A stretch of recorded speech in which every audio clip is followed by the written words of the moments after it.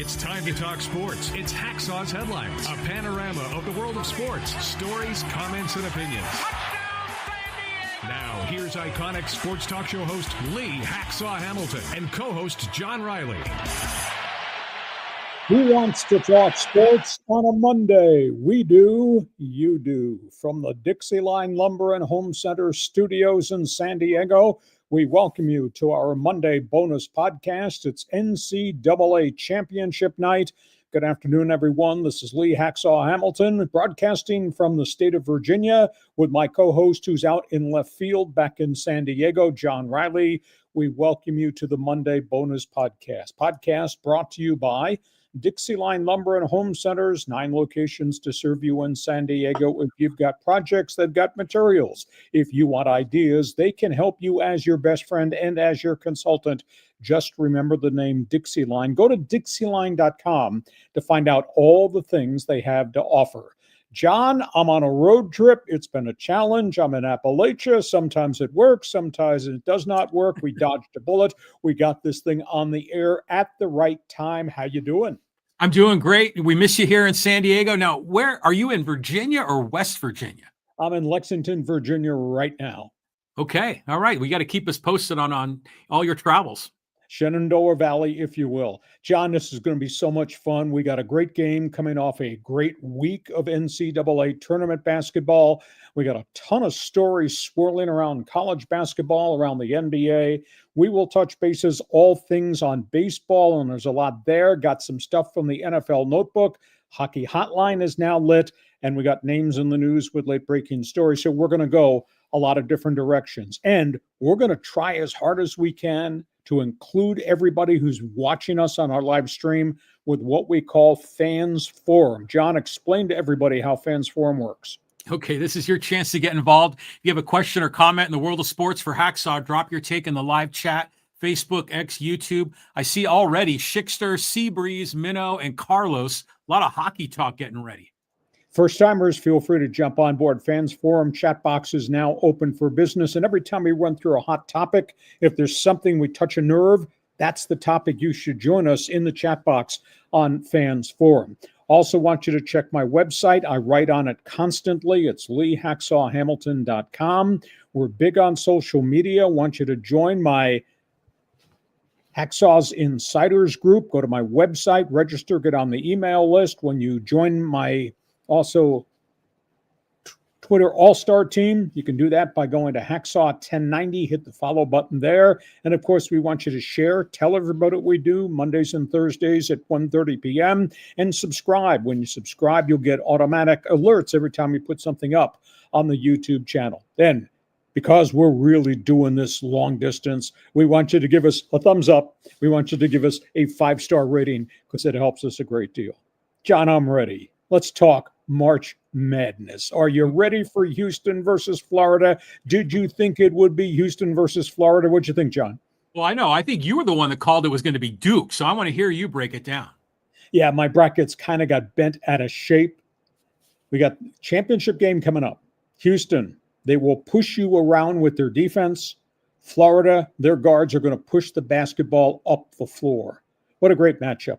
Walter Clayton, who has just been superb during March Madness for Florida. L.J. Cryer, the front man for the Houston Cougars. Houston's defense versus Florida's firepower. Houston with the best defense in the world against right now maybe the hottest guard in all of college basketball. I just think this will be wild. I'm going to be intrigued to see, John, whether the referees are going to call everything, whether there's going to be ticky-tack stuff that's going to call, or they're going to let them just conduct open warfare on the court. Refs had their hands full handling the semifinal games that we had the chance to watch on Saturday. So let's talk Houston. Let's talk Florida. Let's just flash back. Houston upsets Duke. This was a stunner of proportions. Trailed by 14, and they came back. It's a Houston Cougar team that I didn't think had the firepower to do it. Came back, an 11-0 run, then a 9-0 run in the final half minute of the game. Cooper Flagg poured home 27, and they tried to defend him out of the building at the end of the game. L.J. Cryer had 26, including 6 threes in the game for the Cougars. Duke, which forces you to play their style of basketball, Duke had one basket in 10 and a half minutes in the game. And then there's the intangible parts of the way Houston plays defense. Cougars had 42 rebounds, 6 blocks, 6 steals, and they held Duke, really good team, 39% shooting. That was a classic. 16.3 million watched that game in March Madness, 19% jump from a year ago.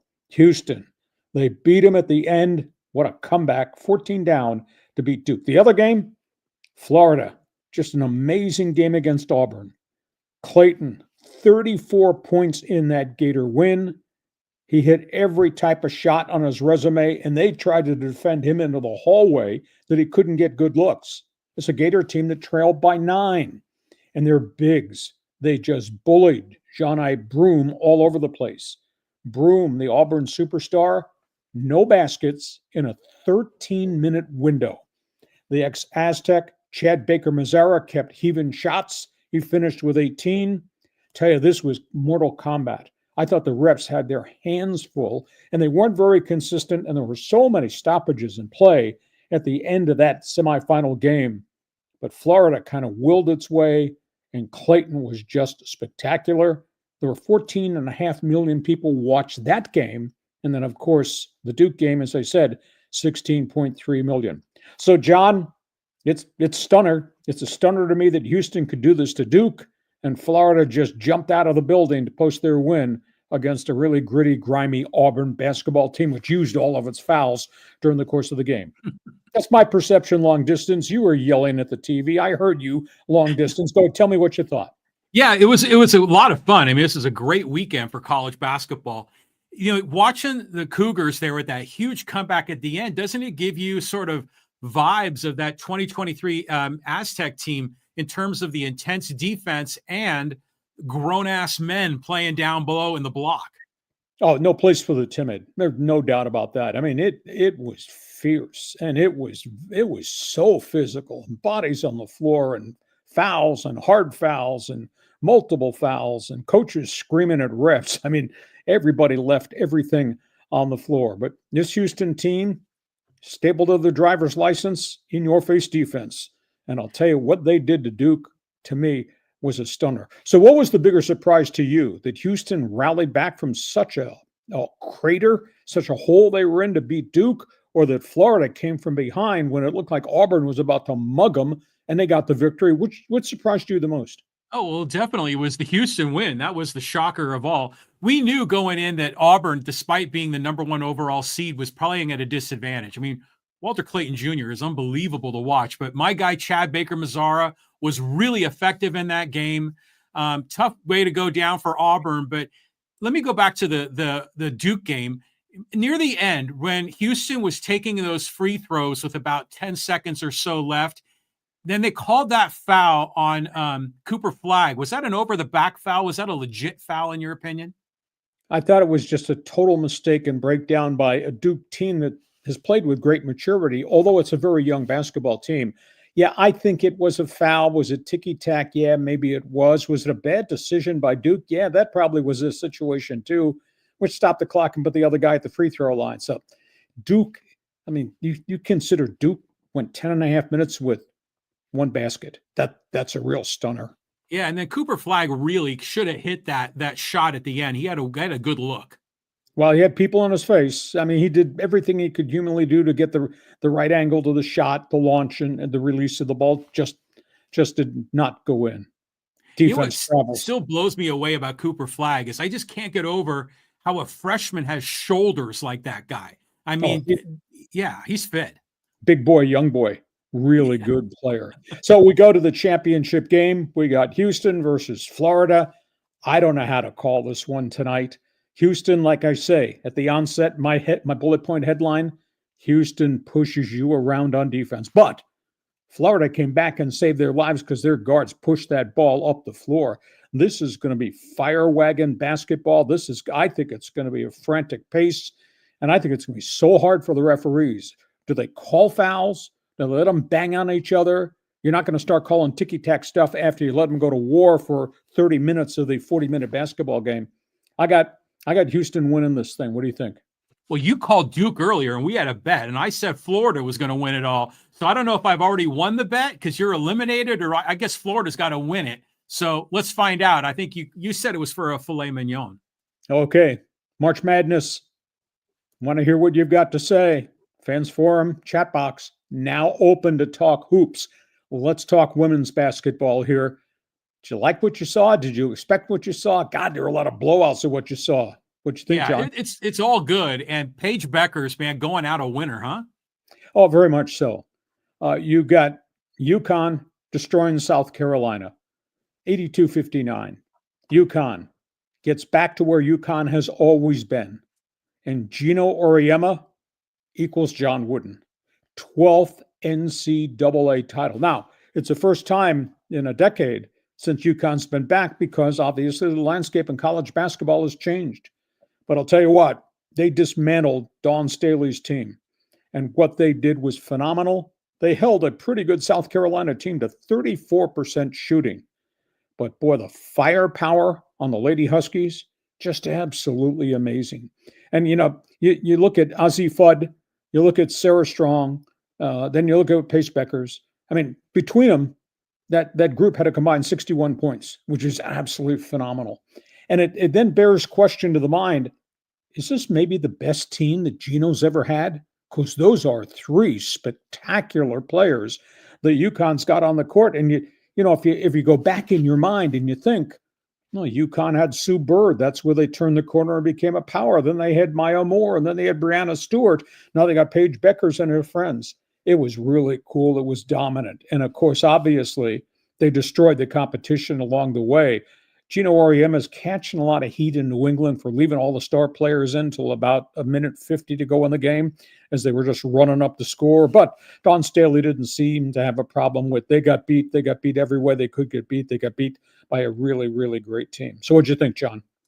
Yeah, it was an amazing game. I mean, I think I was flipping between that and the Padre game at the same time. So it was enjoyable. But I want to, if you go back like in history, UConn has had a number of different runs. I remember, 10 years ago? It was UConn and was it Tennessee that with Pat Summitt?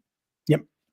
Yeah. So, I mean, the Auriemma, what he's built, I mean, you could say definitely a John Wooden because it spans multiple decades. Yeah, 12 NCAA titles over the course of this illustrious career. And in essence, 3 generations of different types of basketball players. It is interesting I watched a piece of the postgame press conference. It is interesting some of the hints that he's dropping between the lines, that it's so changed, it's so different, and NIL is now part of women's college basketball. I just kind of got the sense that he's not going to finish out this new contract that he signed, that he may be closer to the end than he's really letting on. I just don't think he's really enjoying it because it's become such an unbelievable challenge. But Lady Huskies, that is one fine basketball team. And you consider how they destroyed UCLA.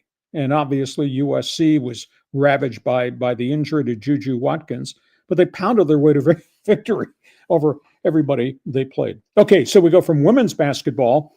One other page here in the notebook, talking college basketball notes and recruiting and transfers and all that, John. Yeah, the Lobos and the Cavaliers. Let's talk about New Mexico. New Mexico, the one with the new head coach from UCSD. New Mexico and its new head coach. New Mexico just got UCSD's top recruit, Jake Hall, Carlsbad, the guard, averaged 28 points per game, decommitted from UCSD. The minute the coach left to take the New Mexico job, he's landed in Albuquerque. And then on top of that, Chris Howell, the only other veteran that was not taken from UCSD, jumps into the portal. He just announces early this morning he's transferring to New Mexico. So there's no doubt that the coaching staff at New Mexico, aka ex-UCSD guys, are going to start the rebuild in Albuquerque with Triton. So that's a big story there. The other big story is coming out of here from the Dominion, University of Virginia. Guess who wants to transfer back? Guess who wants to transfer out? Elijah Saunders, the ex-Aztec, who jumped to Virginia this past year to play for Tony Bennett, only to see Bennett quit basketball 2 weeks before the season started.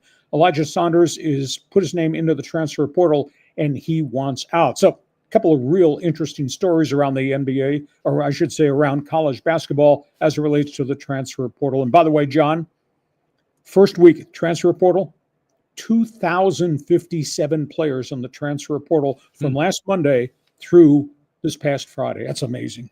That is unbelievable. It's a huge number. And you kind of expected, Eric Olin was going to bring a couple of his guys over from La Jolla to Albuquerque, which is going to be a culture shock. And Elijah Saunders, I've seen Aztec Nation online saying, come back to the Aztecs. But it seems like he's got, there's like a family connection for him in Virginia. So but he's leaving UVA. He's already announced he's withdrawn. He's pulled out. He's not staying for the new coach who comes with pretty good credentials, Riley Odom. So that's maybe he stays on the East Coast. Could and the other comment I want to make is that this whole notion of student athlete, I mean, when you're transferring this frequently, clearly being a student is not your priority. Oh, you think that encompasses not just hoops, that encompasses football, encompasses everything that's gone on in college athletics. It's just not the same game right there. Okay, so we've covered college basketball. Feel free to jump on board into the Fans Forum chat box. Last thing here before we get to halftime, let's talk NBA hoops. NBA hoops, and some news out of Memphis. You're a guy. Remember him? A year ago? Suspended twice by the NBA, all these incidents off the court with guns, gangs, and all that. Well, the NBA has gone through a real bad situation this year at player deportment. John and we've talked about this extensively. They issued a memo to all the teams early last week that they would crack down on any player on the court who makes any type of gang-related gesture. That comes from obscene gestures. That comes from grabbing your crotch. That comes to throat slash. That comes from pulling a gun. And what did Ja Morant do with the Memphis Grizzlies after all the incidents he had last year in a game against Golden State, by the way, where they were getting blown out? He pulled that routine with a gun after scoring a three-point shot, pointed it at the Golden State bench. He got fined $75,000 over the weekend by Commissioner Adam Silver, who's indicated next time you do it, it'll be twice that amount. And now Ja Morant reaches into his pocket and pulls out the sign that says, oh, you're trying to make me the villain. Well, you keep doing this junk. Why are you doing this stuff? It's gotten so bad in Memphis, as great a player as he is. He's had so many issues off the floor and with player deportment, coupled with chronic shoulder problems. Memphis is thinking of trading the guy at the end of the season. Even though they've won with him, he was the ringleader that led to the head coach getting fired last week. Now he's a villain. He's painting himself as a victim. You're trying to make me out to be the villain. But you're the one that keeps doing this stuff. John? That's dropping a bomb on me right there. What a dumbass this guy is. I mean, we talked about it when he first got in trouble, and we were saying, oh, maybe it had something to do with his background. I know his father sometimes got in trouble, and he didn't have good role models. But after a certain point here, which is where we are, this is just a dumbass thing because he's not learning from his mistakes, and those financial penalties clearly aren't shaking him up. Exactly. When you're making the kind of bank that he's making, $75,000 doesn't seem to be a hell of a lot. You want to send John the check, me the check? We'll take the $75,000. But now Ja Morant is telling everybody, oh, they're making me out to be the villain. Well, who else is the villain? You're the one that keeps doing it. And the deportment from top to bottom, players versus refs, players versus fans, players versus opponents, players versus the whole league, to me, has just been a big, big detriment to basketball. That's the latest from the NBA. Now, let's talk baseball. John, we're going to go a lot of different directions. I want you to put both hands and hold on to the desk when I talk to you about what I'm going to talk to you about next. Let's talk baseball. Go ahead. Okay, we're going to kick it off with the Padres and the Dodgers league. Padres and Dodgers, both in the headlines for a lot of different reasons. The Padres go through a bumping ride at Wrigley Field in Chicago. Nick Pivetta gets rocked, couldn't throw strikes. In fact, Padres starting rotations got issues right now with balls and strikes, an awful lot of pitches, an awful lot of bases on balls through the first group of games this season. I was a little bit stunned because they needed Pivetta to really step up and have a strong outing. And instead, he went 3 innings, allowed 5 base runners, had 5 walks. They yanked him after 76 pitches. there's no doubt that he was a little bit overamped, but they really need to settle the starting pitching down, him, King, and Cease, because all those guys have piled up a lot of pitches in each of their starts. Kyle Hart didn't get out of the first inning. 4 runs, 4 walks. You're not pitching in Korea, that's for certain. He lasted only 2/3 of an inning. The starter in waiting down at El Paso, Stephen Kolek, 4 innings, 6 runs, 10 hits. He got raked at El Paso. Bullpen, they pitched pretty well, led by Robert Suarez. However, because the starters aren't getting a lot of innings, a little bit worried about the bullpen burnout there with the Padres. John, they're on to play Sacramento. This is going to be an interesting 3 games in a minor league ballpark. Padres should sweep these guys, but we should think about what happened in Wrigleyville. And you worried about the pitching a little bit here right out of the gate?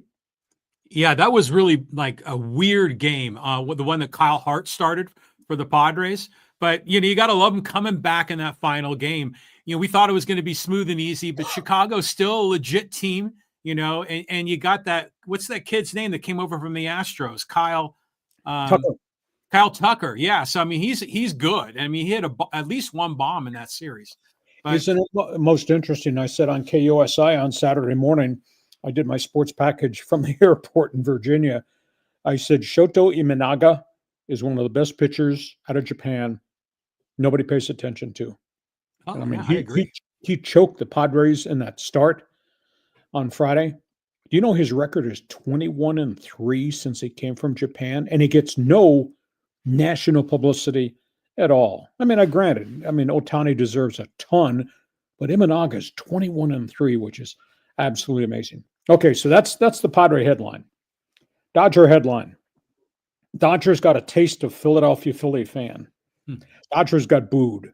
Man, did they get booed Friday. Did they get booed on Saturday? And then they gave it away in a sloppy, rainy conditions on Sunday.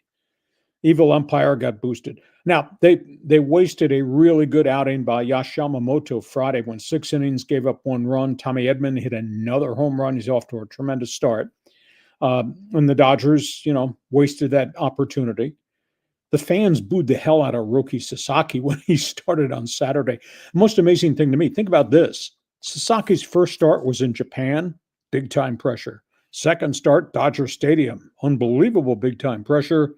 Third start in the raucous, angry environment that is Philadelphia, city of not so much brotherly love from the baseball fans there. So Sasaki he's tasted an awful lot. Dodgers got out of that thing alive. There's good news, there's bad news with the Dodgers. Ohtani has now thrown 2 bullpen sessions. He cranked it up to 26 pitches, throwing fastballs and his sliders. So far, so good. The Dodgers have decided they're going to let him throw a loose bullpen session on Thursday, full bullpen session on Saturday going forward as they try to ramp him up for getting him back into the rotation. The bad news, Blake Snell goes on the disabled list. Shoulder tendonitis after a really rocky outing.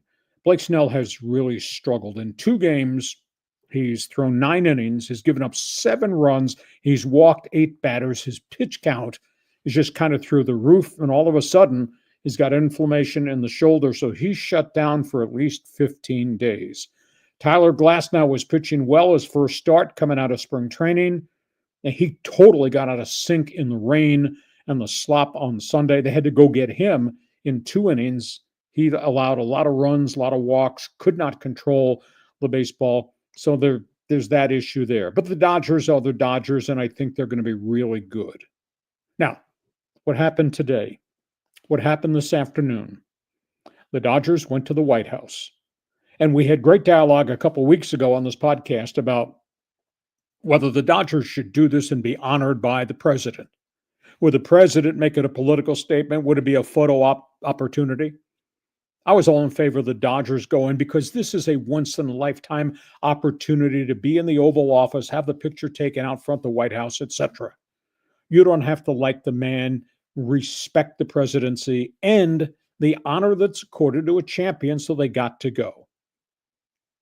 That was what I said. I sat there and I watched the photo op of Trump with Shohei Ohtani. And Trump whispered in his ear about what a great player he was and all that. I wonder if Trump told Ohtani, I'll pardon everybody else. Maybe I shouldn't pardon Mizuhara, who, by the way, is going to be sentenced to 57 months in prison shortly. I wonder if Ohtani whispered back, how come you offered tariffs on my country? You didn't offer tariffs to Russia, sir? Just absolutely amazing. And social media went crazy within seconds after the Trump-Ohtani standalone picture at the White House. So I feel good for the Dodger players, once in a lifetime opportunity to be there, visit the White House, etc. But this was kind of bizarre. And Trump did what I thought Trump would do. He refused to introduce any of the Democratic senators from Congress who were there to participate, who shook the hands of Dave Roberts. He refused to recognize any of them because he doesn't like those guys. So it was Trump being Trump. And by the way, out-of-town scoreboard, for those of you who voted for that guy, a week ago, Dow Jones was at 44,000. Today it's at 37,000. Your guy not doing a good job. So John, that's one man's opinion on the Dodger Blue at the White House. What'd you think? Okay, guy, I mean, there's just a lot in there. I mean, as far as the whole Trump thing, I mean, I don't know. We knew he'd spin it in a weird way, and yeah, not saying, recognizing especially the senators from California that are Democrats, because they're probably there because of their guys, the Dodgers. We knew that was going to turn into a mess. But the Dodgers, yeah, they got a little dose of humility. I mean, both teams were riding those undefeated streaks, and both of those streaks came to an end. Yeah, exactly. And now the Dodgers have experienced what I thought they would experience. The evil umpire is going to get booed as the enemy in every stadium going forward. Does it mean a hill of beans on the field? No, it probably does not. But that's the atmosphere. And how about Sasaki? Could you imagine the three worst places to have to make her major league debut? Now, he did pitch well against the Phillies after obviously having to be pulled in the first and second innings of his first two starts. But that poor kid in the environment that they gave him the ball said, go do your job, rookie. Wow. Yeah. Welcome to America, for that kid. He's going to be fine. I know that his performances was a little bit better, actually quite a bit better. So he's going to be fine. And then the Blake Snell news is like, oh, man, Blake, we all love, at least I do. I'm a big fan of Blake, the guy. I think he's a fun guy. But it's weird how the beginning of the season, he's gone through injury issues, or he just can't pitch well. So maybe they just put him in the closet with all the other Cy Young pitchers, roll someone else out, and then they can start Blake Snell up around, Independence Day. The Dodgers now have 12 pitchers on the disabled list. Think about that. We're only a couple weeks into the baseball season, and they got 12 guys currently on the DL. Okay, John, so we go from Padres to Dodgers. We're inviting Padre and Dodger fans to jump on board. Or you think there'll be a few people with opinions about the honorarial ceremonies at the White House today? Fans forum chat box is open. You want to comment on what John had to say. You're not going to make any comments about what I had to say, but feel free. Jump on board. Fans forum chat box is open. Anybody, everybody entitled. Other breaking stories in baseball. A lot of news today on a Monday. Yeah, but in the all over the place here. Oh, we don't have the new logo here, but you'll figure it out. All right, let's start with the Boston Red Sox story. This is very emotional. This is very realistic. Netflix is putting out a documentary. It debuts tomorrow night. And in that documentary is a segment featuring one of the top young outfielders of the Boston Red Sox. His name is Jarren Duran. Duran confirmed in a personal interview with Netflix for the documentary that he attempted suicide in 2022. He's a bright young kid, self-made, really has put a lot of pressure on himself. He's from Long Beach. He attempted suicide at the end of the 2022 season because he played poorly defensively and was not hitting at all. And he put a bullet in the chamber of a rifle and he pulled it and it jammed and he didn't kill himself. And he then imagined that he had to search out help, admitted that he had mental health problems. Well, he has done a great job. He's gotten a lot of help from baseball. He's gotten a lot of help from the Red Sox organization. And he finally decided to go public to talk about his state of mental health, how he got there, how he was treated, what he decided to do to save himself. And he hopes other people who've got these issues will probably be able to rally back. It's quite a story involving Duran. And he's a really good ball player, but young good ball players, they have stretches where they don't play very well. And he really struggled very badly. Second topic, Pittsburgh. This is a really ugly weekend. This is a really ugly organization right now. Home opener, Yankees. Yankees came in there and killed them. One game beat them 9-4. Fans chanted from the minute they exchanged the lineup cards in the batter's box before the game, sell the team. They're all pointing at the owner's box, Bob Nutting, who's really been held in contempt there in Pittsburgh. So they were screaming, sell the team. Paul Skeens, the star pitcher, says this is not an organizational problem. This is a player performance problem, to which the columnist in Pittsburgh went crazy yesterday saying Skeens needs to understand Pittsburgh Pirate history and what this ownership group has done. And then to top everything else off, in right field, on the right field wall, forever, there has been a silhouette, a picture, a salute to the legendary Roberto Clemente on the right field wall. Ownership took it down for the home opener and replaced it with a cheesy billboard of a beer company. And the outrage in Pittsburgh it's been nonstop. And now the Pirates have today apologized and say they will replace the beer commercial and put the Roberto Clemente salute back up on the right field board. Not good. Cincinnati, Terry Francona, I thought was maybe the most unique hire of all in the offseason, maybe the biggest acquisition for the Cincinnati Reds as manager coming in the front door, great credentials. He's seen a lot of stuff in baseball. Terry Francona had never seen this. Baseball hadn't seen this since 1960. The Reds lost 3 straight 1-0 games. And they've been building a lot of young kids and have had some good chunks of seasons. They went 35 innings without scoring a run before they finally scored some runs. Francona was shaking his head in his office after the third straight 1-0 shutout. And the late-breaking story, he got his money. Toronto paid the money. The Blue Jays this afternoon signing Vladimir Guerrero, 14-year contract, $500 million, none of it deferred, full no-trade clause. Vlad is the man. Going to get about $35 million, is about the third highest contract of a non-pitcher in Major League Baseball. So, John, going around the ballpark, a lot of different storylines there to talk about. Feel free to comment on any and all. Any and all. Okay, just a couple of quick ones. As far as the Pirates are concerned, that's a disgrace taking down Roberto Clemente's number. And I remember that along the right field wall. So it makes you wonder, is this like a temporary thing, or this is just a money grab to get more advertising? Because I'm sure there's like a whole bunch of other Clemente, statues and trophies throughout the stadium. It was a money grab. It was, a chance to sell a billboard in right field to a beer. That happens everywhere. But you don't take down a salute to a legendary player. It was placed in right field because that's where his office was. That's where he made his name, throwing people out from the running track. And never to have contacted the family. Just absolutely absurd. Now, they've changed their mind under enormous heat. If it wasn't bad enough, the fans chanted from the first home game on, sell the team, sell the team. Then to do this on top of it, you wonder what goes through the ownership, of the minds of the people that run these franchises, or some of these franchises, just mind-boggling. Yeah, just a bunch of idiots. I mean, there's a number of them out there, but there's weird stuff going on in society right now, people's opinion of these things. This is a little bit of a tangent on the Pirates. Did you see the highlights? Was it O'Neal Cruz out in center field just kind of botching plays out there? And there's been a number of ball players this weekend just playing terrible defense. He's got quite a reputation being lazy. He used to be a shortstop when it came up. And I thought he was almost the equal to L.A. De La Cruz, the Cincinnati shortstop, in terms of style, size, etc. But he makes so many mistakes, and I saw the fly ball that he just kind of loafed on. Yeah. Boy, people really upset about that. So, yeah. What'd you think about the Duran story, Boston, mental health, and him going public with what he experienced and how he opened his eyes to save his life and how he got help, and now how he's trying to be the point man to help other athletes?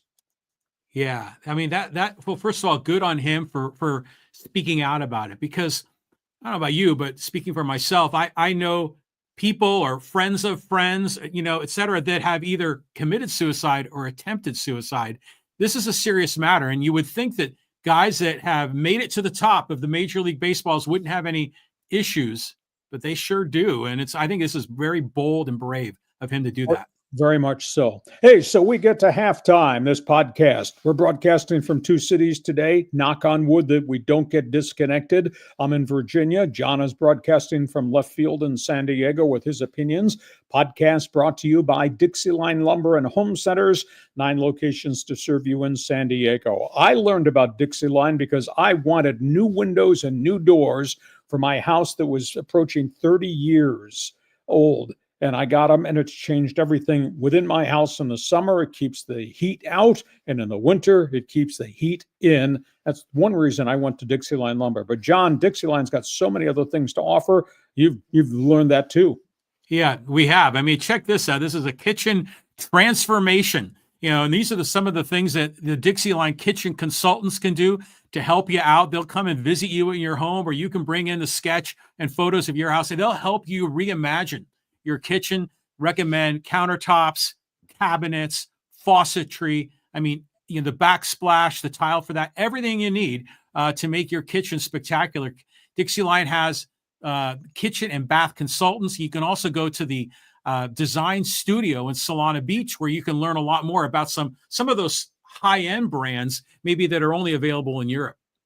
DIXIELINE Lumber, 9 locations to serve you in San Diego. Go to DIXIELINE.com. Find out what they've got to offer. When we're done with topics on the table, we're going to open it up to you. Fans Forum chat box is open for business. John, you think we had a few people lined up here who want to fire some shots, make some statements, ask some questions, condemn a few people, apply to host this thing instead of us? Yeah, Mike and Buddy are already taking some political shots at you in this list. But yeah, we got to say hello to Lenny and Hugh and Tom and John and Chris and Berliner, Callan, Carlos. So Schickster, I see, is up there. So pile in. Always nice to see some fresh faces in there. So if you got a question or comment, type it in the live chat on Facebook, X, or YouTube, and we'll get you involved. John would say pile in. What he really wanted to say was feel free to pile on too. Thank you. Okay. We move on. We got a lot of other topics on the table here. It's NCAA championship night. We're talking hoops. We are talking basketball. We're talking Padres, talking Dodgers. Pick the topic. Feel free to get involved on the Fans Forum in the chat box. Let's turn to the National Football League because there was news, even though it's kind of a quiet weekend around the NFL. Yeah, some quarterback signings and a name I've heard before.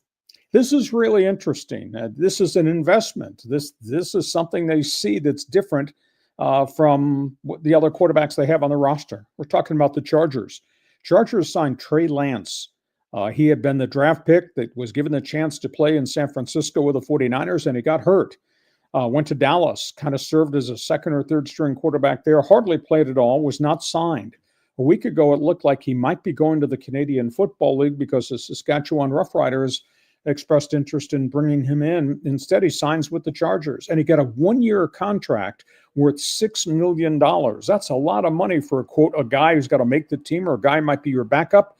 He is the backup because I don't think they're going to keep Taylor Henneke, and obviously Easton Stick is done.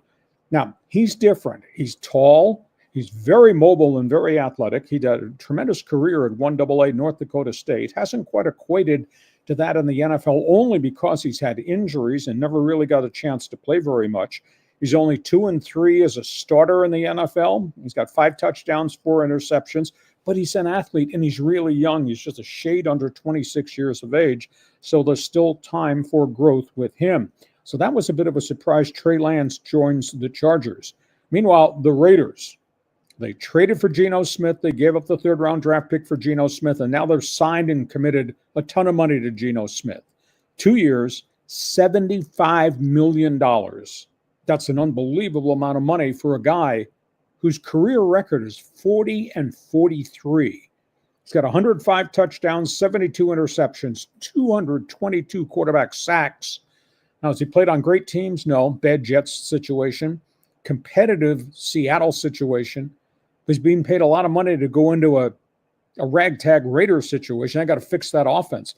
But that's 2 years, $75 million for him, which to me was a stunning amount of money. He still owed them another year on his contract. They could have franchise tagged him. Instead, they committed a volume of money to keep Geno Smith. And that's the guy they're going to build around. Now, he had a good relationship with Pete Carroll in Seattle. So, John, you want to talk Bolts quarterback or silver and black quarterback? Yeah, just a couple of quick hits on each. As far as the Chargers and Trey Lance, I like that because wasn't he named the starter in San Francisco ahead of Jimmy G and of Brock Purdy? Was it 1 or 2 years ago? Yes, and he got hurt. That was the thing. He only played a couple of games, and he got dinged. They never got the job back.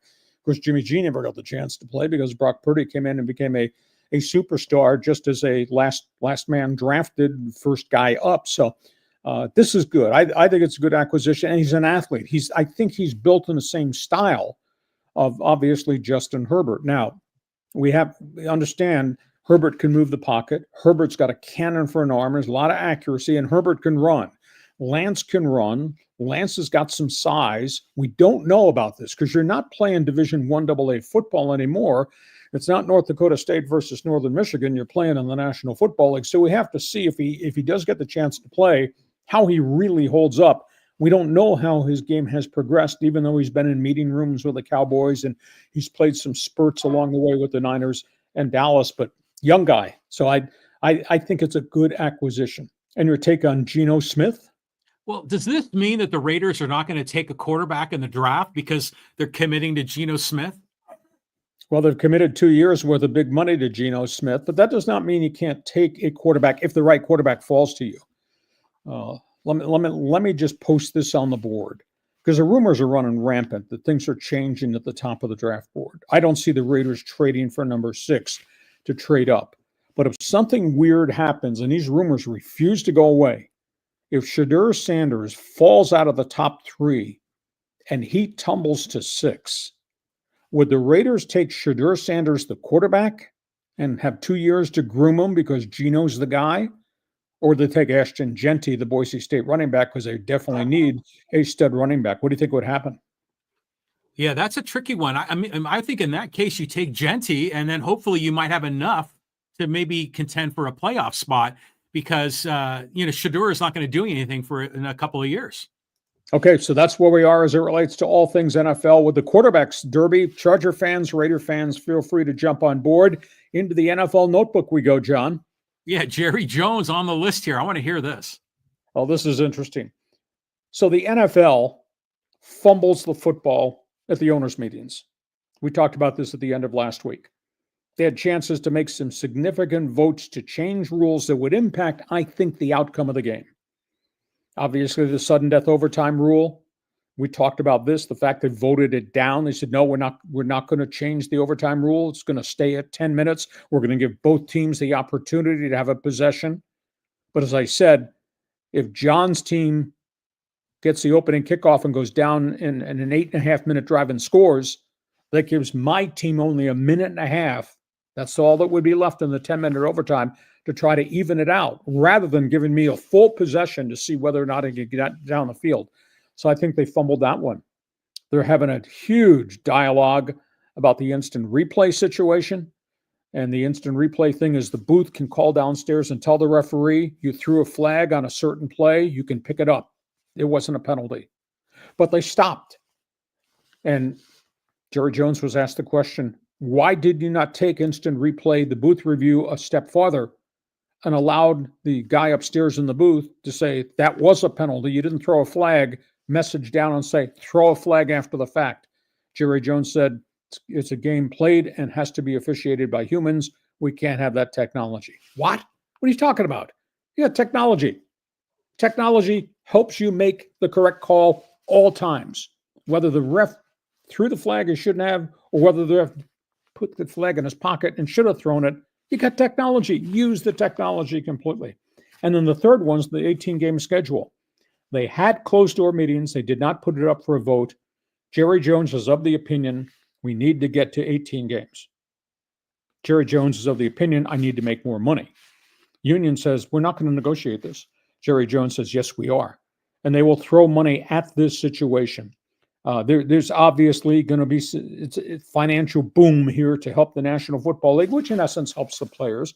But at the end of the day, players' bodies are taking such a hammering. One of the proposals, there'd be 2 bye weeks. Players would sign off on that. One of the proposals would be there'd be only 2 preseason games. They'd sign off on that. One of the proposals is cut OTAs completely.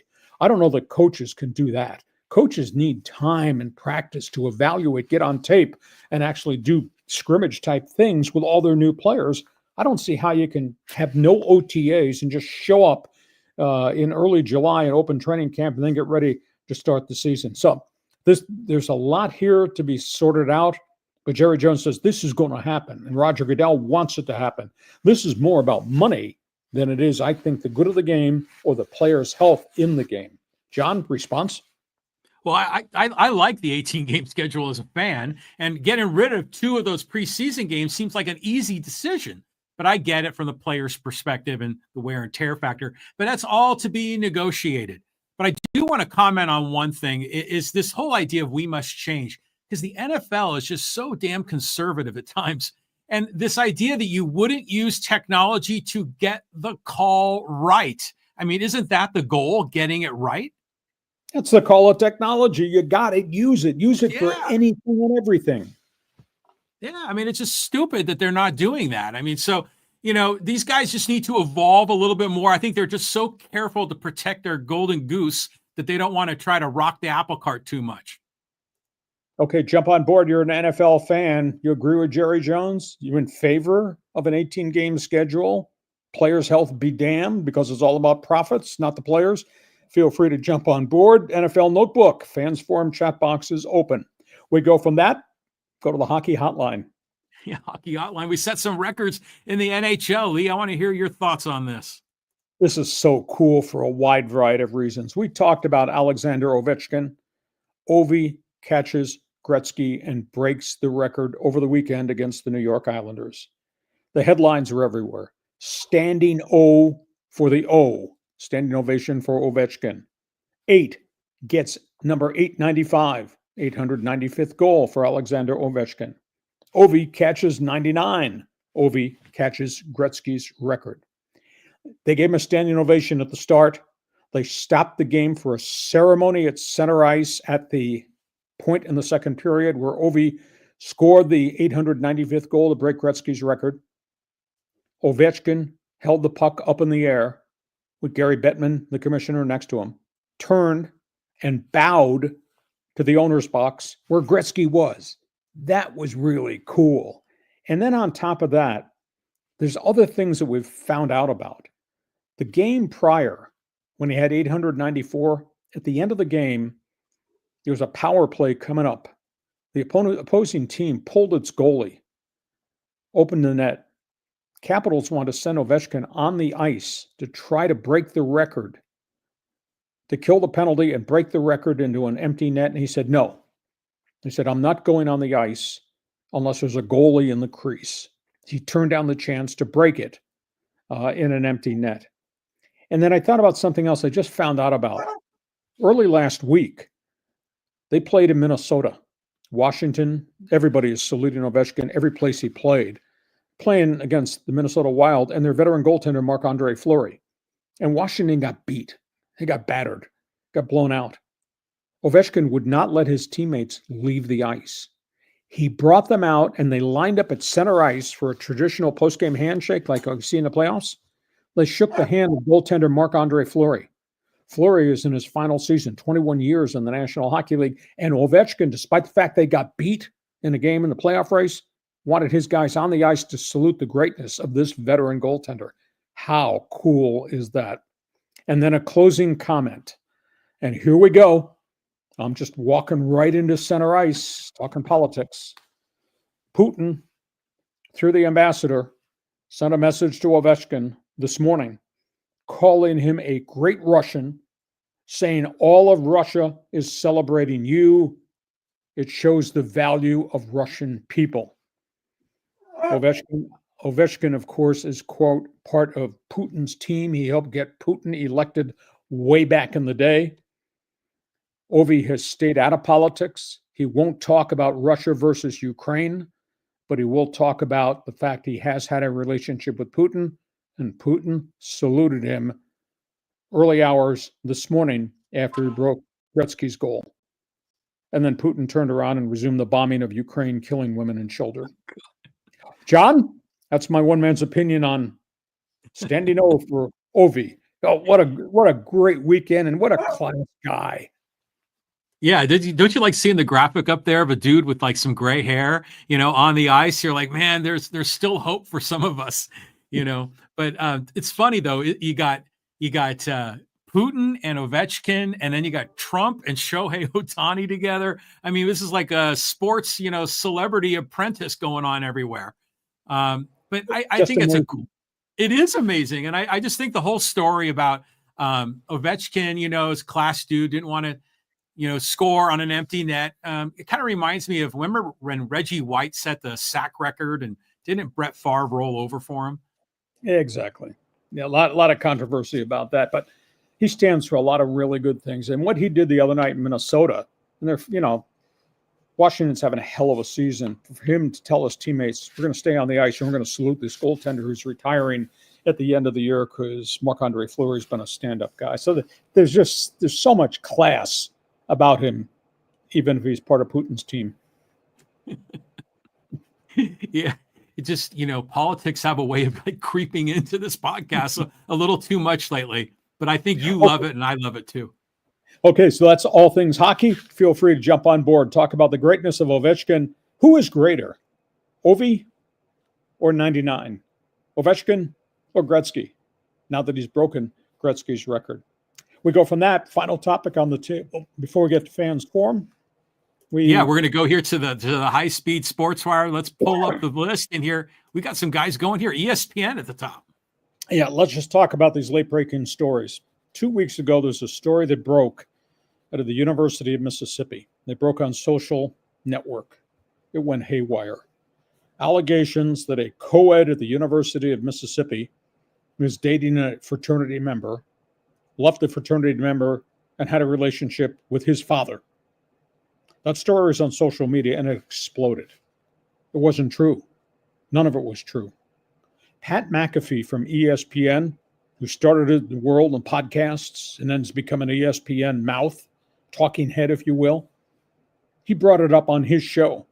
He and his cast of characters, the posse, the round table, they talked about it as if it were fact, and they mocked the woman that created all this issue. And then other social media platforms picked up on what McAfee said. Then it became a thing globally. And this woman started to get harassed. People were able to access her personal emails, cell phones, harass her family back in Houston. And none of the story was true. She's hired lawyers to go after McAfee and to go after ESPN for allowing him to run unchecked. And this is Pat McAfee, who says things for effect. Whether or not he believes them or not, it's probably another discussion for another day. He's the one who just turned around and insulted Caitlin Clark. What do you call her? A white bitch.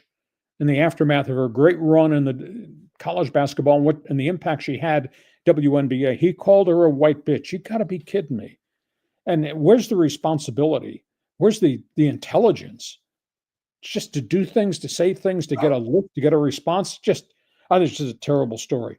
He's got problems on his hands. ESPN's got problems on his hands because of what's happened to this innocent freshman sorority member at the University of Mississippi, in a story that was not true at all. Just, to me, it's a terrible, terrible setback. Next story, LIV Golf. Brooks Koepka. We heard about a month ago, he was dropping hints that he wanted to leave and he wanted to come home. And he didn't like, quote, being off the radar. Now he's gone public and he said, I thought in year 4, LIV Golf would be a lot farther along. Nobody is watching it. Nobody in the States. They played in Doral this past weekend. Nobody's watching it in Florida. Nobody's watching it on TV. They're playing in the jet-setting far outpost to Singapore or Hong Kong. Nobody's going to the tournaments. And he just laid into Greg Norman that this whole idea of the team concept in golf just does not work at all. And he continues to talk about the fact he'd sure like to come back to the PGA Tour. Not saying it directly, but here we are, 4th year, nobody's paying any attention to LIV Golf. Third item, how about SDFC? San Diego Football Club, MLS Soccer, shutout Seattle. Chucky Lozano, goal, 2 assists, dominated the game. Very impressive performance. SDFC 4-1-2. 4 wins, 1 loss, 2 ties, first 7 matches of the season. This is just astounding how this team has come together. Next one, that's Sacramento State's logo. This story has not gotten a lot of play. Sacramento State on Friday filed a letter of waiver with the NCAA, John. They've asked to be allowed to go from Division I AA status in the Big Sky Conference a year from now and become a Division I independent. There's a massive drive putting together big boosters, hiring name coaches like Mike Bibby, the former NBA Stars of basketball coach, to build Sac State into a true Division I program, football and basketball. Now, they've dropped hints they'd like to go to the Pac-12. That's not going to happen because there is no history, there is no legacy, there's no big support, but they have the backers now. But what they want is permission to waive the 4-year waiting period, allow them to be true Division I a year from now, compete as an independent and try to work their way in. I do think eventually they're probably going to wind up in the Mountain West Conference. And the last one's got to do with INDYCAR racing. You know, we got the beginning of Formula One, which talked about extensively. We talked about NASCAR. INDYCAR's only run 2 events so far. Their schedule is kind of scattergun very early till we get to the month of May and all things Indianapolis. They run a race. The second race of the year is called the Thermal Grand Prix. It's based out of Palm Springs on the desert race course. It's kind of a cool track, but they're thinking of yanking it because nobody's going to the races. They had less than 3,000. Their TV ratings are terrible. They had a power failure 2 weeks ago that wiped out a chunk of the telecast. They're thinking about just giving up on the Thermal Grand Prix. Now, they're going to run a week from now in the Long Beach Grand Prix, which is very successful, celebrating, I think it's 25th anniversary. At the end of the day, INDYCAR's schedule's kind of scattergunned right now. They're going to have to do something from a creative standpoint, I really think, to get back on the map and be a full-time racing circuit rather than just be in the month of May when nobody pays any attention to anything else. So, John, podium belongs to you to talk about Pat McAfee, Koepka, soccer, Sacramento State, and the Thermal Grand Prix in Palm Springs. Go ahead. I am so thrilled about San Diego FC, and they're a lot of fun to watch. And like I said, I'm kind of learning more of the personalities out there. The Seattle Sounders have been a pretty solid program there in the MLS. I know that's a name that goes way back. I mean, so that's a big win for the team. I concur with you wholeheartedly. The collection of players they've put together, and they've had injuries. I mean, they've been down 2 of their top scorers in the first month of the season already, and yet to sit there with just 1 setback in 7 matches, pretty impressive. What Mickey Veras has done in terms of this is what we're going to run. These are the players we're going to go get from abroad to bring them here. It has really, really been impressive, and obviously San Diego soccer fan has really turned out. Yeah, and then Chucky Lozano got his first goal, and I remember the announcers were saying that Chucky does well in traffic. And the way that I interpreted that is that he has the skill to move the ball, you know, when it's really close to him, you know, so and you can see that when you watch like English Premier League players, the way they control and manage that ball is a higher skill level than what we'll see average in the MLS. Well, I think that one thing about Chucky is he is really physical and he's fast. He's got an extra gear and he's tough to control. I mean, he does dominate with the ball, and obviously with Anders Dryers and some of the other players they've got, they are converting passes. But he's tough to dislodge from the soccer ball. So I've been so impressed with what they've done out of the gate so far. Yeah, that's great, you know, and then good on Sac State. I wish them well. Hopefully they can go D1. I think that's good for Sacramento. But this ESPN story, I mean, obviously it's a tragic thing. You don't want to be spreading fake news, particularly if it's a false allegation. But as you were describing the story, it reminded me, wasn't there like a number of years ago, there was a kid that played running back at USC, and there were false allegations to him, and I think he went to prison. Yeah, I mean, there have been a lot of different things about a lot of different people. But in this common day, please explain to me, you know, what is the reference point for Pat McAfee in terms of reliable information and responsibility in a public forum? That's the thing that just absolutely blows my mind, because the minute he said it, and he's got tremendous following based on what he started as a podcast and what he's doing on ESPN. The minute some of that stuff comes out, it goes on other social media platforms and it just goes haywire. And it's been a monstrous problem for this family. And I think McAfee's in big trouble. I think ESPN's in big trouble because he's their employee. Even though you don't control what the guy says, if he's going to be irresponsible, he's going to put your business in jeopardy. So we've not heard the end of the story involving this co-ed at the University of Mississippi. Yeah, crazy. I mean, and by the way, I had no idea IndyCar had races out in the Palm Desert. I mean, that probably is a big part of explaining why they had such a really small crowd.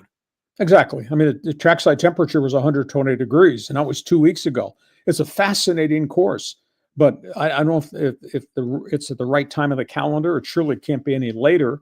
If it's at the end of the year, it's still pretty warm there, but they're struggling to find spots to hold their races. And, they go a month without a race on the schedule until they get to the month of May. So it's just not a good scenario. That Penske runs IndyCar. They've got to do more creative thinking as to where to put their races, et cetera. Because, we don't have a lot of tracks now in Southern California with the folding of Fontana Speedway and the fact that the thing's going to be torn down and then rebuilt, and NASCAR is not committed to go back there. So at the end of the day, we don't have a lot of places to have IndyCar races. And right now they're kind of third in the pecking order behind popularity, behind the good old boys in NASCAR, and obviously the arrival of all things Max Verstappen, Lewis Hamilton, and Formula One. Okay, those are topics on the table.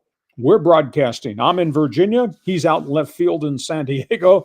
This podcast is brought to you by DIXIELINE Lumber and Home Centers, 9 locations to serve you. It's March Madness Championship night. You want to talk hoops? We want to talk to you. You got an opinion about all things baseball? Feel free. NFL Notebook. We talk some NBA, hockey hotline. You want to talk about the Dodgers, the White House honors, the ceremonies, the political statements, etc. What Ovi did, feel free. Jump on board. Fans Forum chat box is open. Podcast brought to you by DIXIELINE Lumber and Home Centers. 9 locations to serve you in San Diego. Does not matter what the project is. At home, at work, in the backyard, next to the pool, out on the patio. Think you need materials? DIXIELINE. Think you want ideas? DIXIELINE. Go to DIXIELINE.com and see all the things they can offer to you. Been in business more than 100 years. DIXIELINE Lumber. John, are you wearing asbestos gloves? You're going to punch the buttons? We got a few people here that probably got some opinions. Go ahead, fans. Yeah, and you can probably hear my dog Sniffer. He's got some opinions as well.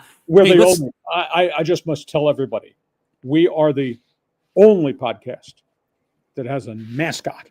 His name is Sniffer. He's a 12-year-old beagle. He is our executive producer and our mascot. That's who you heard barking in the background.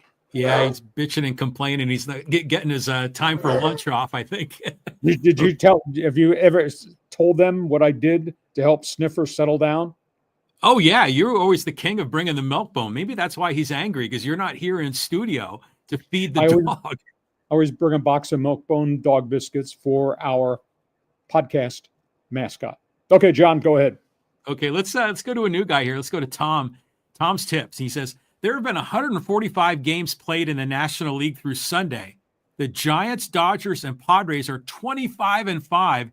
The rest of the league is 51-64. Dominance. Well, we knew the Dodgers would be great. The Padres are off to a pretty good start. San Francisco, to me, is a real surprise. Whether they can keep this going remains to be seen. But yeah, Buster Posey does not have a lot of stars on that roster. They're renting Justin Verlander at the front end of the rotation. They're hoping Logan Webb can stay healthy.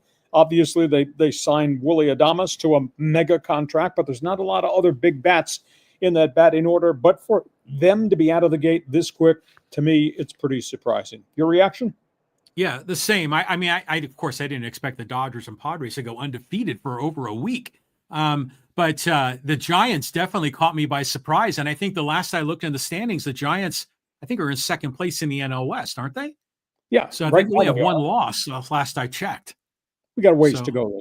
John, you're not ordering Giant playoff tickets, are you yet? It's got to be excited whenever your teams are in contention. So I think it's cool. I mean, I think this is the division to watch, the NL West. With apologies in advance, John is a closet Giant fan. No, I apologize in advance for my co-host. No, that's not in the closet, man. It's out in front for all of you to observe. That's how I was raised. Okay, Next let's one. go here to Carlos. He goes, Lee, the LA Kings went 3-0 versus Winnipeg this season and just shut out the hated Edmonton Oilers 3-0. Or you say that in hockey? It's 0, right? Yeah. 3-0 on Saturday. The Kings are looking pretty solid heading into the playoffs. Lord Stanley back to LA. It's such a grind, though. Let's not order Stanley Cup final playoff tickets yet, because the Western Conference is a bitch. And it obviously it starts with Winnipeg, and do not look past Dallas. Dallas is unbelievable. They got goal scoring you would not believe, and they don't have a complete roster healthy. They hope to have Tyler Seguin, the other goal scorer, back to join the other people. Dallas is really good. Edmonton is staggered right now. Leon Draisaitl got dinged again. Connor McDavid is not back yet. A lot of people still think Stuart Skinner is a bit suspect. Calgary is, I don't know how Calgary is doing this. It was supposed to be a transition rebuild year, but the Flames are playing pretty well, and the Kings are dynamic. The Kings are now 29-4-4 at home, and the Kings are scoring goals. The Kings are rock solid on defense, and I think Darcy Kemper might be the runner-up for the Vezina Trophy, and you get hot goaltender come playoff time. So, hey, Western Conference playoffs are going to be significant, and the matchups are going to be unbelievable. And to me, Edmonton's time might have come and gone, and they didn't get there. They're just not the same team right now. Now their stars are hurt. So can't wait for the NHL playoffs to begin as we head to the final week and a half of the regular season. Oh, yeah. I mean, it's great. I mean, all the playoff talk right now, but I think people are still fired up about Ovechkin. Let's go here to John. He goes, I'm still ecstatic over Alex Ovechkin passing the great one. Now hoping my Caps get rested and ready for the playoffs, #1 seed in the East. Yeah, they're a really good hockey team. It's kind of an unsung hockey team. They went through a bit of a rebuild. And the other thing is Ovechkin was hurt in the middle of the season. A lot of people forget that. Was it broken leg or broken arm? He was out with a fracture. And all of a sudden it wasn't the same team, and he came back. And he's at age 38, for him to accomplish what he's doing on a night-by-night basis is such a phenomenal grind. And, yeah, Washington is the real deal. But these guys here west of the Mississippi, I mean, what they've done in Winnipeg with 51 wins, what Dallas has become by virtue of what they did at the trade deadline, those are pretty two doggone tough teams. And I have not even mentioned Florida Panthers, Tampa Bay on the East Coast. So best of 7 series, toughest trophy to go get. Stanley Cup begins in about 10 days. Yeah, it's going to be great. And this time of the year is so fantastic. Here's kind of a follow-up on that. This is from Callan. He goes, afternoon, gents. All right, Lee, since Ovi surpassed Gretzky, what's the next record in sports that you think will be surpassed? That's a good question. To be honest with you, I don't know if we'll ever see another 400 hitter in baseball.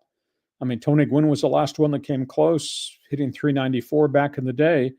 But, with so many pitchers having so many catastrophic arm problems, is it conceivable somebody like a Luis Ariz could hit 400? I know that's a 162 game grind too.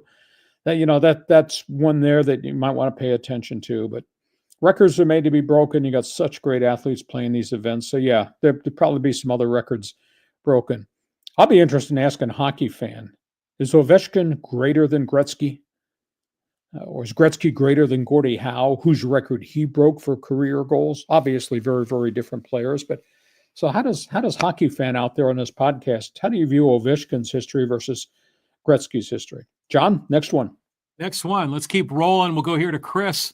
He goes, amazing 2-hour stream of F-bombs from Dawn Staley as she failed to make one adjustment while her team got obliterated. Paige Beckers thanked everyone after the game for the MVP, but also gave credit to her team's true MVP, Juju Watkins' exploded ACL. Yeah, the tournament was kind of wild, but I'll tell you, if you reflect back on WNBA basketball, let's be very realistic. This might have been the best collection of stars any one team in women's basketball has ever put together. Those 3 stars on the field that head coach had, they're pretty impressive. It just wasn't Paige Beckers. It's obviously what the other 2 added. But man, what a collection! And they sledgehammered everybody. And I know that the coach is taking an awful lot of heat right now for leaving the starters in with 1:50 to go. And they won their first game 103-39. They beat a team by 68 or 69 points. But that coach doesn't really care about what anybody else has to say. But what a great collection of team talent that they have. And Paige Beckers was the senior. The others are freshmen and sophomores, and they're all going to be back. Just amazing. Yeah, I mean, it's becoming a cool sport to follow. I mean, because I'm getting to know these college coaches a lot more, and you watch these stars go from college ball to the WNBA. It gives us people to track.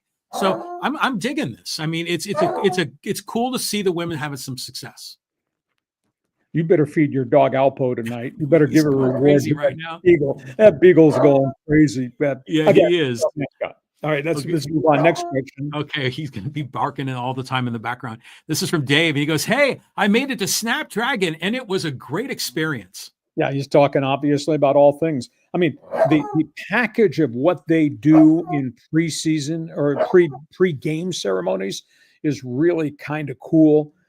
So, I mean, the product on the field is good, but the flash and dance and what they do what they do halftime, what they do post, the fans promotions, they have really hit the jackpot. The packaging of the game night events for SDFC, and the fact that they've already, they've beaten the top two teams, which are kind of like the enemy. They've beaten the LA Galaxy opening night, and they beat LAFC just a week ago. So, I mean, they've set a standard as an expansion team that I don't think we're really seeing in modern day. Yeah, it's great. I mean, just watching the fans on television, they're just looking rowdy. They're proud of their team. They're wearing the gear, the logos. They got the drums going, and it's like it's a celebration. It's like how do I say this? A cross-cultural, America, Mexico, San Diego, Tijuana. We're coming together to support a single soccer team. It's very international. Okay, we move on. Fans forum chat box is open for business. Barking dog and all. Go ahead, John. Just going bananas right now. Okay, let's go here to William, and he says, "Hey, the Giants are going to trade Verlander at the trade deadline." Well, that historically has happened. John, go ahead and you can get up and let the mascot walk down the hallway if you wish. I will. But I will tell you this. Verlander is north of 41. There is a history of neck problems there. So I think right now to say he's a hot commodity to go somewhere else on a rental, I don't know at that age, etc. Granted, he's on a 1-year contract. But then if San Francisco has positioned itself maybe to be a wild card team, you wouldn't want to consider trading Verlander at this point in time unless your other guys are ready. The one guy I thought would be there on opening day is not there, is Kyle Harrison. He was sent back to AAA. And he had a cup of coffee at the end of the season, I thought had arrived and was going to probably stay there.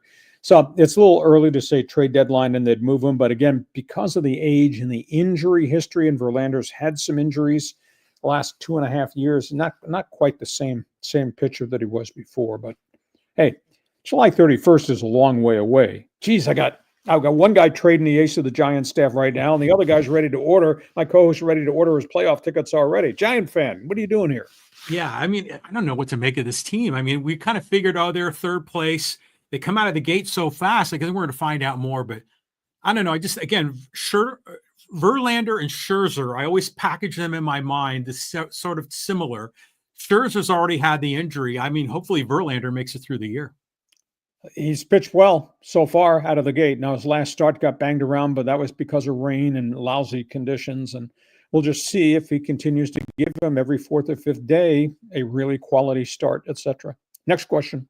Okay, next question. We'll go here to David. It says, "Wow, I thought Jerry Jones died a few years ago, or is that a zombie?" No, Jerry still carries a lot of clout. Jerry makes all the decisions. He'd be glad to tell you who he owns the team. He's a general manager of the team, and some people think he's a pseudo coach of the team. I don't know how they're going to get the 18-game schedule thing pushed through. The left side is the economy. The NFL will use any and all ways to create revenue streams, and an 18th game will create phenomenal additional money for the owners. But of course, the players get a chunk of that money going forward. So there will be dollar bills that will get thrown on the table. But the union, they're going to have to negotiate something on behalf of the players. That something might be, obviously, the second bye week, earlier start to the season. That we all understand that. I don't know how the elimination of the OTAs, how the coaches could ever accept that, because you need time to really work your players and get them in game shape and to see how they develop along the way. Maybe expanded rosters, because I think the injury factor in the NFL has got to come into this conversation. Maybe they go from 53 active and push that sucker up to 63. Maybe they go to 68 full time. You say, well, that's no big deal. Well, it is, because the 16 guys on developmental squad, they play at a small amount of money compared to the guys that are on a full year's salary.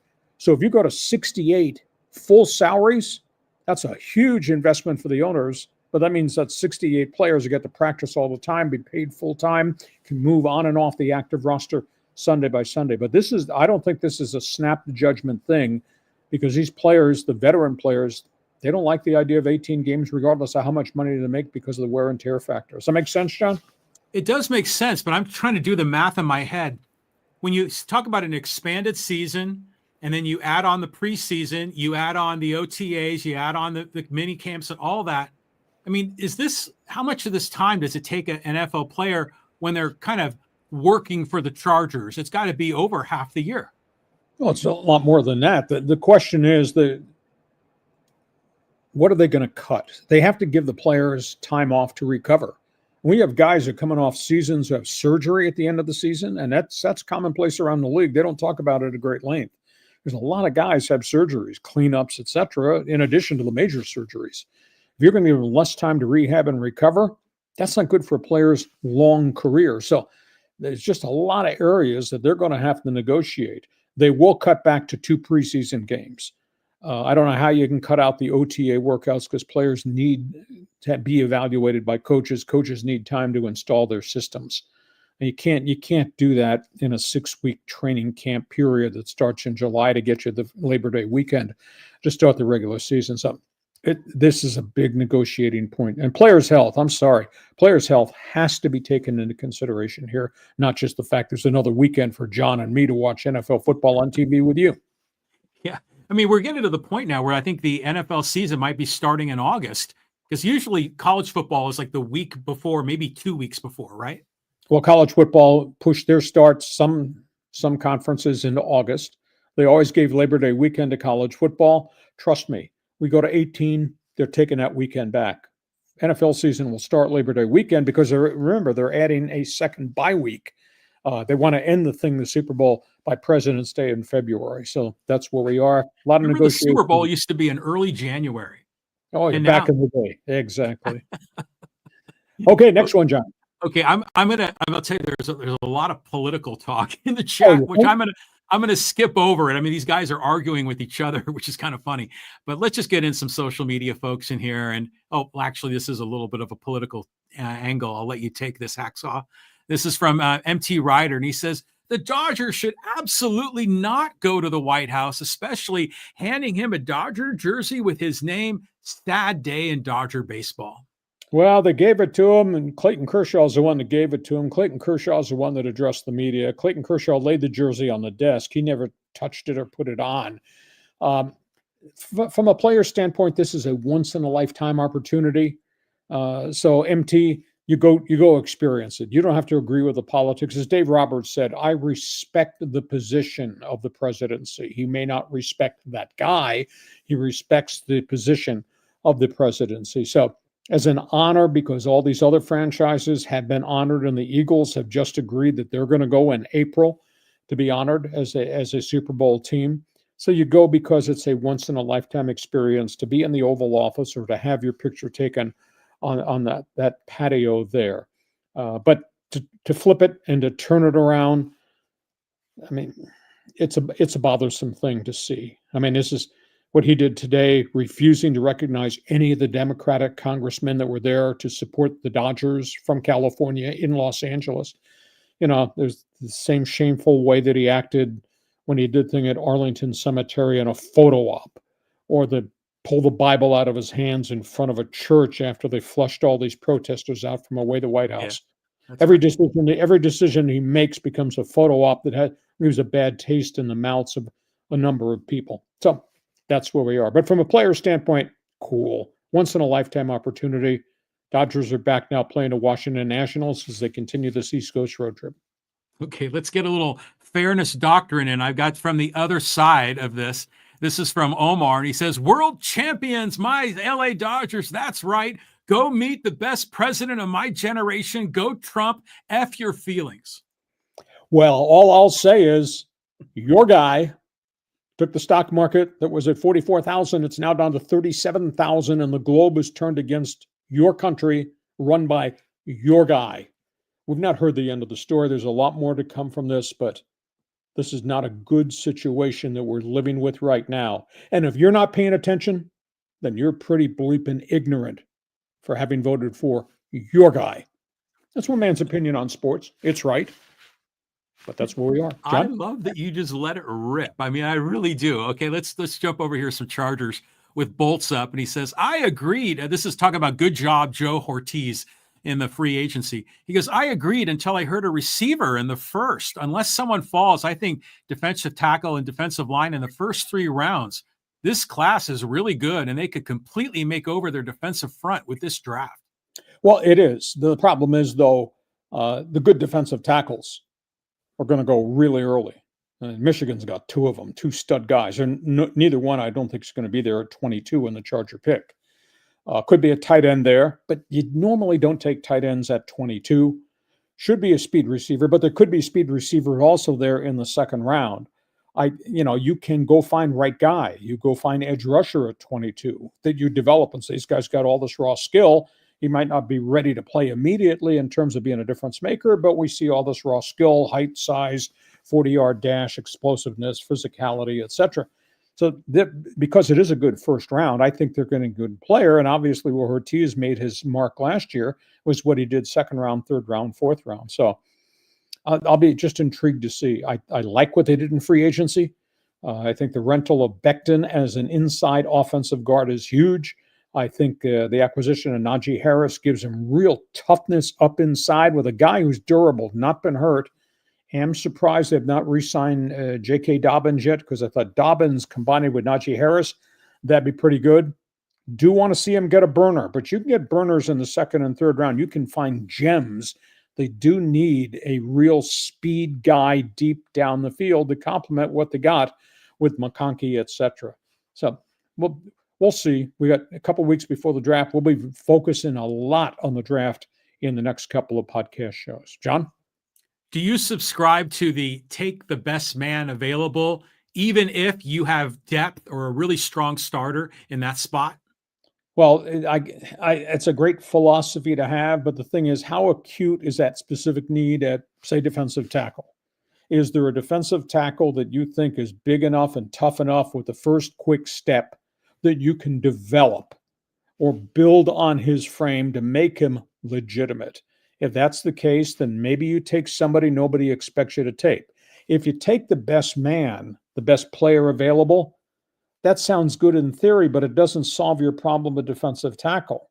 If you're really sold on a defensive tackle, maybe you trade back from 22, go back a few slots, and the tackle's still there at 25, and you get somebody else. You get a third-round pick as part of the transaction. So, there's a lot of wheeling and dealing. It's just not this guy on this board, this is what we like, or this is our need, so we got to take somebody. You don't take somebody. You take the right guy. So I don't know if that answers your question. It's kind of convoluted, but that's the way they view it in the war room. Yeah, I mean, you've been in the NFL draft room. I remember you did that on 1090 or 690 back in the 90s. Yeah. Okay, let's go here and talk some basketball for tonight. And this is from Dark Sunrise. He goes, old man was wrong about Houston, got their shit together and steamrolled a shrunken Duke.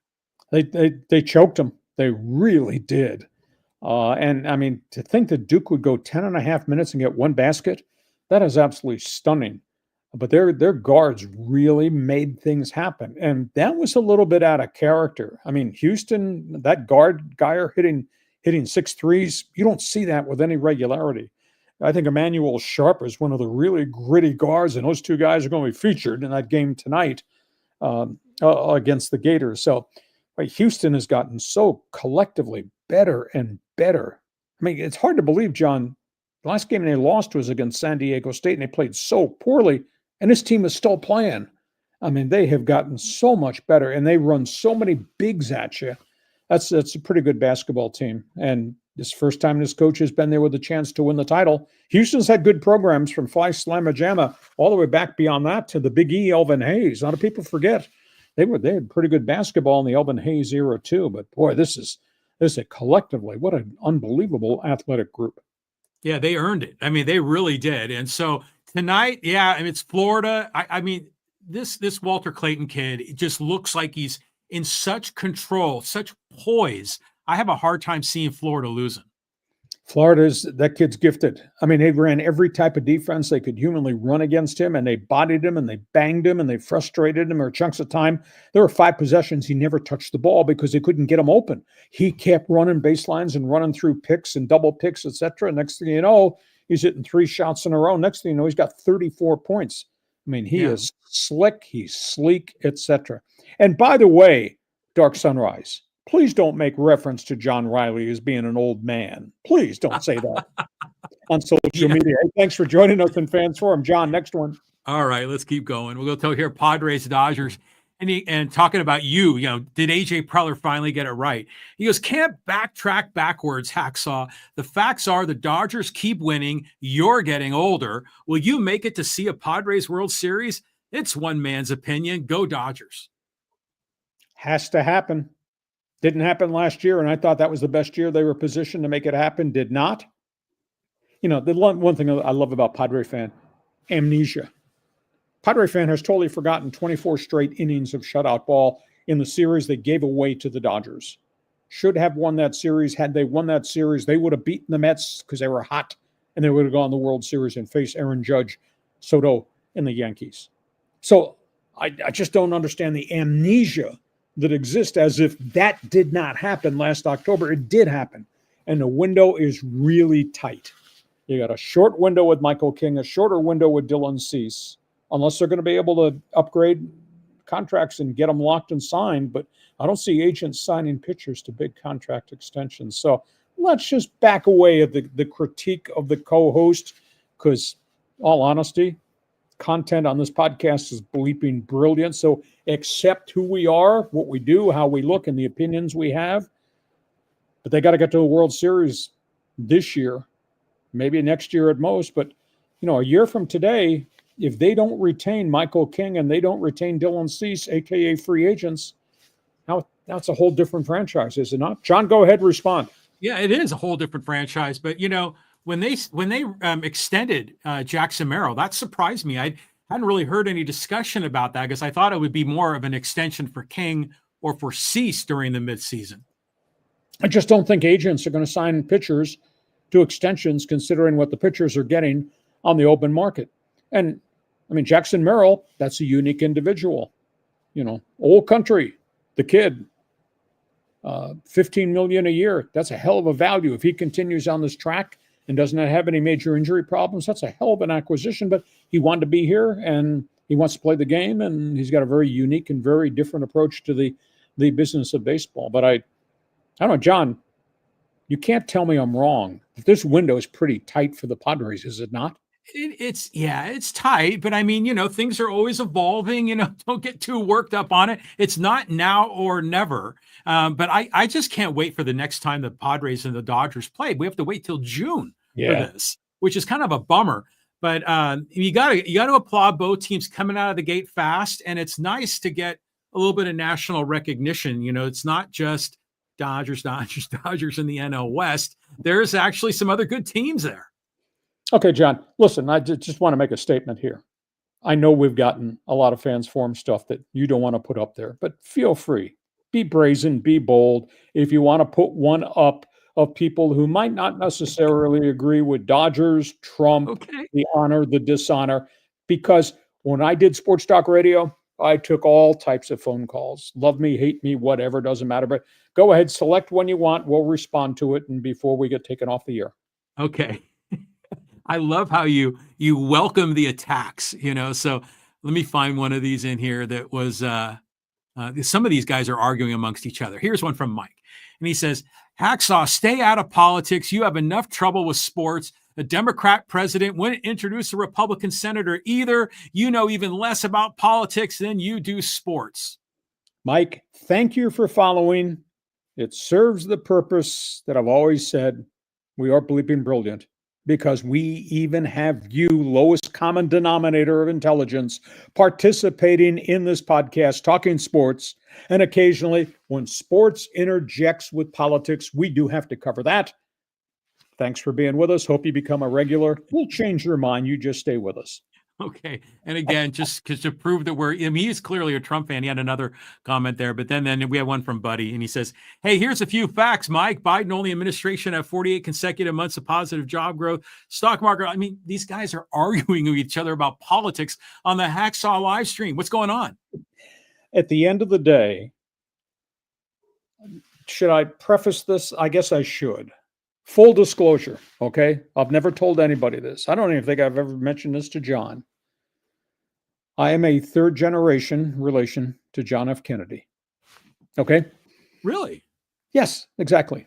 On my father's side, Irish, Italian, Boston, all that. So anyhow, that's cool. At the end of the day, the Democrats have done a better job than the Republicans have.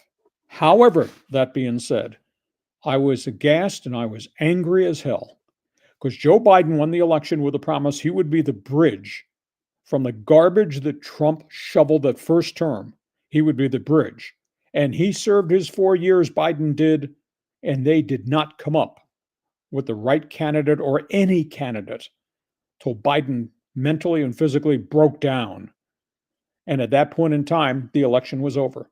So I blame Biden for the demise of the Democratic Party because they had 4 years to find the right candidate when they got to the end of the bridge to put him in place, and they didn't. And instead, we now have this. And we have this mess with all these people who've been appointed to these jobs who are criminals, crackpots, crooks, and unable to do the job correctly. And we have all the stuff that's happened with tariffs, global economy, wars. And we have a relation with Putin, you got to be kidding me. Now, if you care to subscribe to all things Republican, welcome to your America. I don't know where the hell we're going to be in 6 months or a year from now. And you better bloody hope there's not another epidemic, Ebola, or something of that magnitude coming, because this government, his government, is not ready for it. So you can listen to all the lies you want.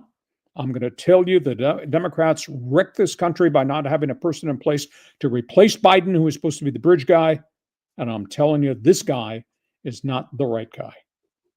Agree or disagree? Does not matter. Because when I'm done with this, we're going to start talking sports again. But you asked the question, I gave you the answer. And John now knows my background. Well, I didn't know the Kennedy connection. By the way, Kennedy connection. The Kennedys, is there any sports connection to the Kennedys? I mean, other than playing touch football out in, on their estate in Massachusetts? I don't think there's any sports connections from vis-a-vis, with the exception of Cape Cod, touch football and all that. Well, the Redskins played in RFK for a long time, so maybe that counts. I don't know. Okay, let's get some sports in here. And yeah, like right here, Shane says, please talk sports. Okay, I agree. I'll second that memo. Go ahead. Okay, William Lewis says San Diego State needs to fire their AD. The football team didn't do squat in a transfer portal and change up the uniforms with more unisets. People around the country don't even know who San Diego State is with those uniforms. I like John David Wicker. I think it's been a very, very tough time and a very tough job for him as the landscape has changed. I am so distraught that San Diego State never grasped the Charger fans who were left behind when Spanos pulled our NFL franchise out of here and took it to Los Angeles. I gave them ideas of things I thought that were very important in terms of building business relationships with the Charger sponsors who were in essence put out on the street. Instead, the Padres garnered all them, and the Padres have done a phenomenal job. JD's had his hands full. I don't think I'd want to be an AD in this era of player free agency. I think it's very hard to be able to fill a football stadium when you're not winning. And it's doubly hard because this was an NFL town that never really put its arms around San Diego State. I did the games during the Falk era, and they were averaging 48 to 51,000 fans per game for those 3 years, and then it all got away from them. And obviously their heart was broken when they didn't get into the Pac-10 when it became the Pac-12, et cetera. So job is really hard. I don't know if anybody else could do as as much as Wicker has tried to do, but he's got his hands tied just because his alumni support, to me, is very, very non-existent. And I don't know how they're going to rally it. Basketball seems to be a different venture. Basketball is only 5 players. It's not a 90-man roster. Give Sean Lewis another year. If we're sitting here at 3-9 next season, then we're going to have some problems. But I also tend to think a lot of things are going to change in terms of the NIL transfer portal, I would think, in the next calendar year. Well, that's one man's opinion. I want to see him do well because it's our team in town, but they've screwed this thing up a little bit because they didn't move quick enough to embrace Charger fans, Charger corporate sponsors, and I think that would have made a big, big difference. But I like Sean Lewis. Just give him some space to see if they can do this, but they got to flip it soon.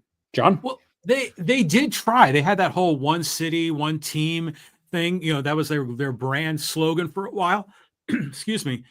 But the problem was that the quality of the product wasn't very good for part of the stretch after the Chargers came or left. And the other part of it is that there was the pandemic, and then they played up in Carson, and the whole community kind of got disconnected from Aztec football. No, you're and correct. Then the NIL thing hits, and it's just chaos. Yeah, it's been one domino after another, and flipping back to 2020. I mean, I've told J.D. Wicker face-to-face, I said, I salute you for your ability to stay on the job and do this job, because there's so many negatives that are around his feet on a day-by-day, week-by-week, year-by-year basis since 2020.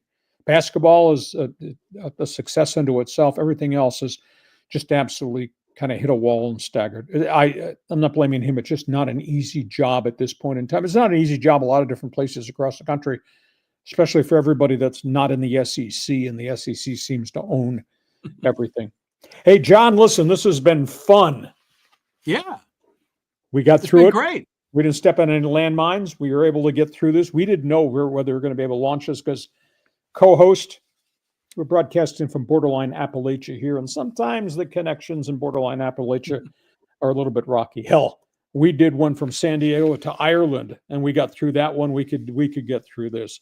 But we'll be back on Thursday at 1:30 with more conversation, the aftermath of March Madness. Obviously, NFL draft will then be just around the corner. A lot more baseball and basketball and hockey to talk about too. And we'll take a deep breath, and maybe we won't have to talk politics unless it intersects with sports. And then John says, hey, we got to talk about it. Well, I'll tell you what, tonight, go Gators, and it'll be fun watching the Padres play in the minor league stadium up in Sacramento. Hey, this podcast brought to you by DIXIELINE Lumber and Home Centers, 9 locations to serve you in San Diego. You got projects, they got materials, you want ideas, they can help you. DIXIELINE Lumber. Go to DIXIELINE.com to find out all the things they have to offer. John, looking forward to 3-point shots. Now I'm looking forward to turnovers and fouls, because I think that's what this game is going to turn out to be. Enjoy March Madness Championship night, and we'll catch up to you on Thursday on the podcast. Thursday. Safe travels, Lee. My pleasure. And thank you for being with us. Agree or disagree, doesn't matter. Just want you to be part of this podcast. Thanks for joining us on Hacksaw's Headlines. Join us again for Hacksaw's Headlines on YouTube, Facebook, and Twitter. And find the audio version on your favorite podcast apps. For more content, go to LeeHacksawHamilton.com.